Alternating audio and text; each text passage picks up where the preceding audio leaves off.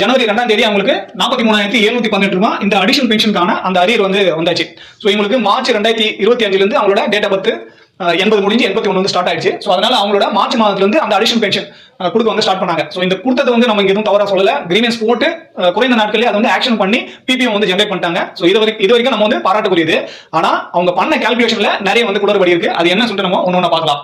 So March மாதம் அவங்களோட 80 முடிஞ்சு 81 ஸ்டார்ட் ஆனதுனால மார்ச் மாதத்துல இருந்து டிசம்பர் 2025 வரைக்கும் அவங்க வந்து அரியர் கொடுத்தாங்க.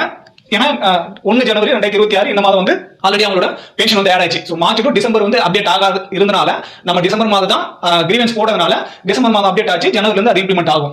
ஸோ அந்த மாதிரி இந்த ஃபேமிலி பென்ஷனோட பேசிக் வந்து பாத்தீங்கன்னா 19,403 ரூபாய் அவங்களோட பேசிக்.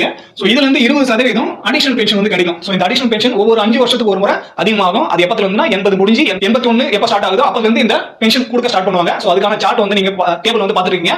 ஒவ்வொரு 5 வருஷத்துக்கும் ஒரு குறிப்பிட்ட சதவீதம் வந்து அது அதிகமாகும்.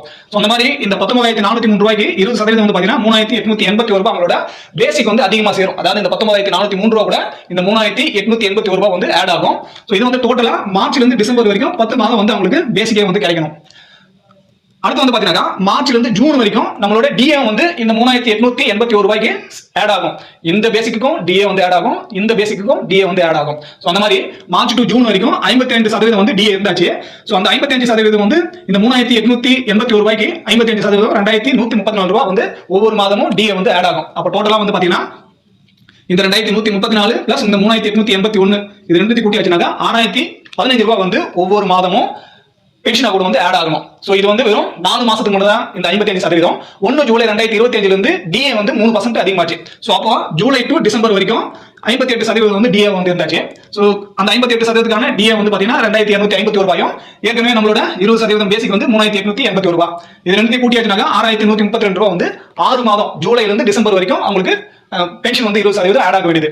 சோ இது இந்த மாதிரி கால்குலேட் பண்ணி 6 மாதத்துக்கு வந்து பாத்தீங்கன்னா 36,792 ரூபாய் வந்து அவங்களோட 6 மாத கணக்கு கால்குலேஷனும், 24,061 ரூபாய் வந்து 4 மாசத்தோட கால்குலேஷனும். சோ இது ரெண்டுக்கு கூட்டி வச்சுனாக்கா 60,853 ரூபாய் அவங்க வந்து டோட்டலான அரியர் வந்து வருது.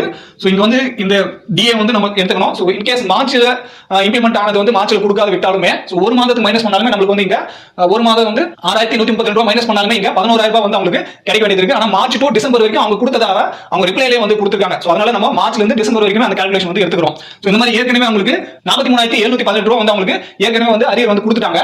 சோ இந்த 60,853ல 43,718 ரூபாய் கழிச்சாச்சுனாக்கா 17,138 ரூபாய் வந்து அவங்களுக்கு இன்னுமே அரியர் வந்து கொடுக்கல.